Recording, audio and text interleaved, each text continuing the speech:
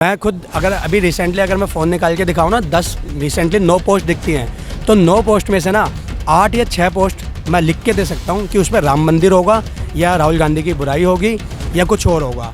अपने काम गिनवा के कभी वोट नहीं मांगती बीजेपी। अभी तो इनके पास एक ही प्रोपेगेंडा है, राम मंदिर एंड साथ में विरोध करना अपोजिशन का, वो भी राहुल गांधी का विरोध करना एंड वो सोरस करके दिखाना बार बार की में। तो इसके अलावा उनके पास कोई ऑप्शन नहीं है। नमस्कार, मेरा नाम अंजलि प्रिया है और आप देखना शुरू कर चुके हैं जय हिंद जनाब।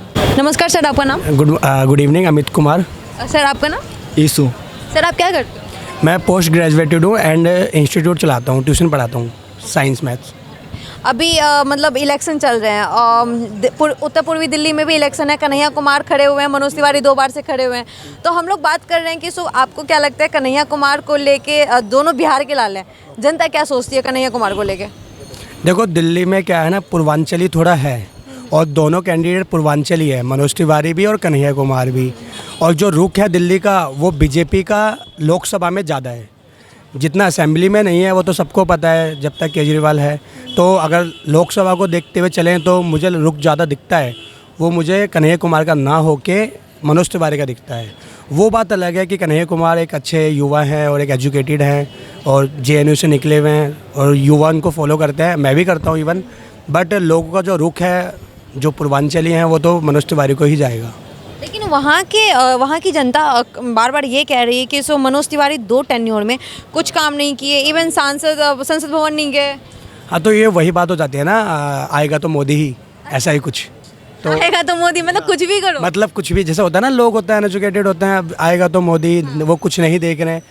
जैसे बहुत सारी चीज़ें हैं, जैसे मैंने डायरेक्टली बोला, मैं ये नहीं कह रहा कि मैं वोट दूंगा मोदी को, लेकिन मैं बता रहा हूँ एक ऐसी बात कि आएगा तो मोदी। जैसे लोगों के मन में एक माइंडसेट हो जाता है ना, सेम वैसा ही। तो वही है, लोगों का जो रुख है वो मनोज तिवारी की ओर जाएगा। अच्छा, मतलब मनोज तिवारी काम करे या ना करे, चूँकि ना करे, एक तो वो बीजेपी का है, सबसे मेन चीज़ वो है। और लोगों के मन में माइंडसेट है अभी फ़िलहाल कांग्रेस को देख के। कांग्रेस वैसे कन्हैया कुमार तो इतना अच्छा कैंडिडेट है, पूछो मत, लेकिन मेरा एक पर्सनल व्यू ऐसा है कि जाएगा तो मनोज, क्योंकि वो अपोजिशन में कांग्रेस ने अच्छा इक्वेशन बैठाई है, सामने एक अच्छा कैंडिडेट खड़ा करके। बट मेरा मानना है कि अगर दिल्ली में है तो फिर पूर्वांचल में मनोज तिवारी है, वो कैंडिडेट है। और काम को लेके जब हम बात करते हैं तो हम ये भी देखते हैं कि मतलब दिल्ली में केजरीवाल का बहुत ज़्यादा पकड़ है, मतलब बीजेपी के मुकाबले। तो क्या लगता है बीजेपी आने वाले वक्त में यहाँ पे पकड़ बना पाएगी जनता के बीच? बीजेपी दिल्ली में, देखो मैंने आपको स्टार्टिंग में कहा था, लोकसभा जो जनरल इलेक्शन है वो लोकसभा है और जो असेंबली है, लोगों को पता है, दिल्ली के जो मोस्टली लोग हैं वो पढ़े लिखे हैं, उनको पता है कि लोकसभा एंड असेंबली में डिफरेंस क्या है। तो जैसे दिल्ली में 7 सीट्स हैं लोकसभा की, तो वहाँ 7 की 7 सीट जो नेक्स्ट टाइम जो लास्ट ईयर था जब वो सीधा बीजेपी की थी। तो एग्जैक्ट वैसे ही जो लोग हैं ना वो असेंबली के इलेक्शन में तो केजरीवाल को पकड़ते हैं और लोकसभा के इलेक्शन में एक बड़े फेस की वजह से वो बीजेपी की ओर जाते हैं। अच्छा, मतलब कि आप ये कह रहे हैं कि बीजेपी मतलब अगर लोकसभा चुनाव की बात करें तो बीजेपी हमेशा आगे रहेगी। तो मतलब जब लोकसभा में बात करते हैं तो केजरीवाल भी रहते हैं, इंडिया अलायंस में मिल चुके हैं वो जाके, तो क्या वहाँ पे उनका प्रभाव नहीं दिखता है? नहीं, मुझे तो नहीं लगता प्रभाव, क्योंकि मैं as a grass root level पे बात कर रहा हूँ, क्योंकि मैं भी देखता हूँ, प्लस मैं तो कई सारे लोगों से इंटरेक्ट होता हूँ डेली का। तो मुझे जो लगता है कि जो लोगों का जो रुख है ना दिल्ली में, वो अभी बीजेपी की तरफ ज़्यादा जाता है। काम को लेके अगर बात करें तो काम क्या सब की है? काम की तो कोई राजनीति नहीं करती बीजेपी, कभी काम की तो बात ही नहीं करती बीजेपी। काम गिनवाने बैठो तो मैं शायद मैं एक काम भी ना गिनवा पाऊँ जो अच्छा हो बीजेपी का। यस, मेरे को नहीं लगता कोई एक काम उन्होंने अच्छा किया है। और इसके अलावा अगर क्रिटिसाइज़ करने की बात हो तो मेरे पे बहुत चीज़ें हैं, बट मैं अभी ना तो क्रिटिसाइज़ करूँगा, ना ही मैं किसी के अगेंस्ट जाऊँगा, ना किसी का पक्ष में जाऊँगा। बस ये है जो आपने क्वेश्चन किया कि जनरली लोगों का रुख क्या है, मैं भी एक as a candidate as a voter हूँ, तो वही बस। अच्छा, मतलब एक लास्ट सवाल कि अभी मतलब लोग एलिगेशन लगाते हैं बीजेपी पे खास करके कि वो धर्म को लेके बहुत आगे बढ़ते हैं और धर्म का मतलब ज़्यादा उनका रहता है झुकाव। रिसेंटली अभी मोदी जी ने एक स्पीच दी थी, शायद राजस्थान में दी थी, उसके बाद अलीगढ़ में कल की इनकी वो थी।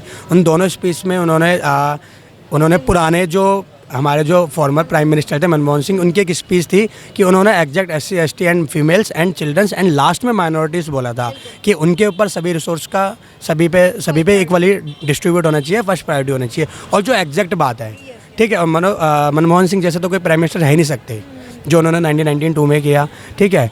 तो उसको वो बिल्कुल घुमा के एक डायरेक्टली ले गए कि हम सिर्फ मुस्लिम को टारगेट किया है कि घुसपैठियाँ हैं और जिनके ज़्यादा बच्चे हैं, एग्जैक्ट ऐसा बोला उन्होंने, ठीक है। और इस चीज़ में तो मुझे नहीं लगता मॉडल जो कोड ऑफ कंडक्ट है उनकी तो धज्जियाँ उड़ा दी गई है, डेमोक्रेसी की माँ बहन एक कर दी गई है रिसेंटली, ठीक है। जबकि फर्स्ट फेस हुआ है अभी तो इलेक्शन का, और इतना मतलब साफ इवन मैंने खुद गाइडलाइन पढ़ी है उसकी इलेक्शन कमीशन की कि फर्स्ट मॉडल में उन्होंने ये कहा है कि कोई भी दूसरे पार्टी का नहीं बोलेगा। एंड जो थर्ड वो है रूल्स, उसमें उन्होंने थर्ड नॉर्म्स में बोला गया है कि किसी की भी रिलीजन, कास्ट एंड इस पे नहीं बोलना है।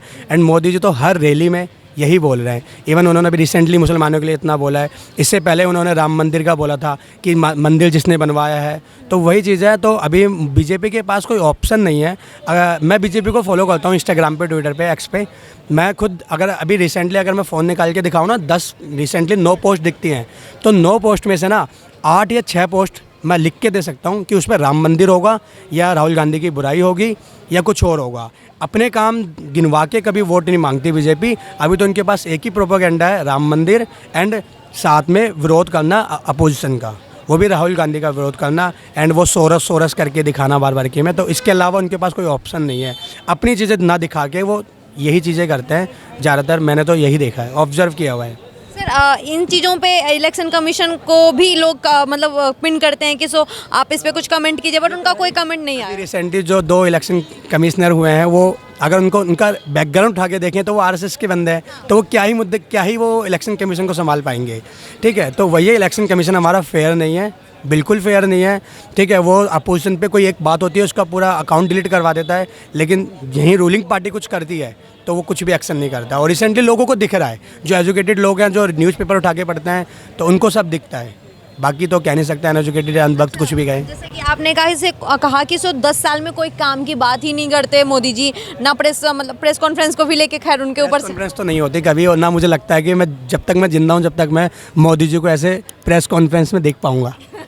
मतलब आप खुलेआम कह रहे हैं कि आप प्रेस कॉन्फ्रेंस, जो फैक्ट है जो है मैं नहीं देख पाऊँगा। मैं जब तक जिंदा हूँ, खैर मुझसे पहले वो चले जाएंगे, लेकिन जब तक मैं जिंदा हूँ मुझे नहीं दिखता कि उनके राजनीतिक करियर में वो कोई प्रेस कॉन्फ्रेंस कर पाएंगे, क्योंकि जब उनसे एक सवाल का रिप्लाई नहीं दिया जाएगा, वहाँ तो इतनी सारी भीड़ होगी, कहाँ जवाब दे पाएंगे। तो बस वही चीज़ है। लेकिन वो इकोनॉमी को थर्ड इकोनॉमी बनाने की बात करते रहते हैं। अब तुम वही चीज़ है ना, अब तुम थर्ड इकोनॉमी की बात करो, प्लस मुझे एक बात समझ नहीं आती, बीजेपी अभी रिसेंटली हर पोस्ट में 2047 की बात करती है। हमने अपना कल नहीं देखा कि कब कल क्राइसिस आ जाए, कब कल वैसे हमारे इतने हर चीज़ में हम पीछे चल रहे हैं। बस हर किसी को दिखाया जाता है हमारे देश में G20 हो गया, पर G20 के बहाने कितना पैसा खर्च हुआ है। इसके अलावा हाँ, तो वही चीज़ है, फिफ्थ इकोनॉमी की बात कर रहे हो, पर इन्फ्लेशन रेट तो देखो ना, प्लस देखो कितने हंगर स्ट्राइक चल रही है। हम अपने जो पाकिस्तान है हम उससे पीछे चल रहे हैं अपने हंगर स्ट्राइक में, बांग्लादेश से पीछे चल रहे हैं, ठीक है। हम अपने आप को विश्व गुरु की बात करते हैं। रिसेंटली एक बीजेपी की पोस्ट थी, उसमें कहा था कि अगर आप मोदी को वोट दोगे तो आप ग्लोबली अपने आप को पावर बनोगे, सुपर पावर बनोगे। हम अपने एशिया में अपना पारा खो चुके हैं। हम एशिया में हमारे पास कोई एक ऐसा देश नहीं है जो हमारा सपोर्ट करे, ठीक है, कि कोई भी एक ऐसा देश नहीं है जो मतलब अगर कल को कुछ होता है तो हमें इंटरनली या एक्सटर्नली हमको सपोर्ट करे। हम अपना एशिया में दर्जा खो चुके हैं, हम ग्लोबली क्या बात करेंगे। लेकिन बीजेपी सपोर्टर तो बार बार ये कह रहे हैं कि बीजेपी पार्टी अब यूक्रेन और रशिया का वॉर ख़त्म करने पे जाती है। एक बार मैंने भी सुना था कि पापा मोदी जी ने वार रुकवा दी, एक वो वाला भी काफ़ी वायरल था, है ना। बाकी देखो वो सब लोगों के माइंड वॉश करवाना होता है। और सबसे मेन चीज़ क्या बात होती है कि चलो लोगों ने बोल दिया, उसको खुद बीजेपी के बड़े बड़े लीडर्स अमित शाह ने तक ये तक बोला कि मोदी जी ने वार रुकवाया था 6 घंटे के लिए, 4 घंटे के लिए, ठीक है। पर ग्राउंड लेवल पे अगर बात करी जाए ना, तो जो स्टूडेंट वहाँ से आए थे यूक्रेन से, इवन मेरी खुद की फ्रेंड थी प्रियंका भारद्वाज जो यूक्रेन से आई थी, बहुत हालत ख़राब थी, बहुत ज़्यादा हालत ख़राब थी। और बस वही है कि न्यूज़ बना देना, एडवर्टाइज़ कर देना, तो वो सब बेकार है। वो लोगों को बस दिखा दे जाता है न्यूज़ चैनल पे। और जो लोग अनएजुकेटेड है, जो लोग टीवी देखते हैं, उनको वो लोग उनको लगेगा सच्चा, यार न्यूज़ पे आ रहा है, ये पे आ रहा है। और सिंपल सी बात है, देखो न्यूज़ तो अब मैं आपकी नहीं कह सकता, वो अदर न्यूज़ की नहीं कह सकता, पर most of the news channels क्या है आज के टाइम पे, ठीक है, आरएस के जो हेड है वही उनके शेयर्स खरीद के बैठे हुए हैं। तो बस वही चीज़ है। तो मेरा मानना तो यह है कि कोई काम नहीं है। इकोनॉमी तुम दिखा दो, हम पहले पे आ जाएंगे। बट देखा जाए तो युवा बेरोज़गार है, पेपर लीक्स इतने हो रहे हैं, उनकी कभी बात नहीं होती। अभी किसानों की क्या बात होगी, किसानों की कोई बात नहीं होने वाली, ना खिलाड़ियों की आय को दुगनी करने की बात तो होती, कुछ नहीं होती। अभी रिसेंटली वुमेन एम्पावरमेंट के लिए इन्होंने मुद्दा उठा दिया कि हम रिजर्वेशन देंगे, बट फिर जब विपक्ष ने बोला कि इस लोकसभा में उठाइए वो चीज़ को, तो उन्होंने मना कर दिया कि हम इस लोकसभा में तो नहीं कर सकते, हम पे इतना टाइम नहीं है वुमेन रिप्रेजेंटेशन दे पाएँ। तो क्या फ़ायदा, ये तो वो बात होगी ना, मैंने सबको बोल दिया मैं आज भंडारा करवाऊँगा हनुमान जयंती पे, पर करवाऊँगा अगली बार, मैंने तो ये बोला है ना।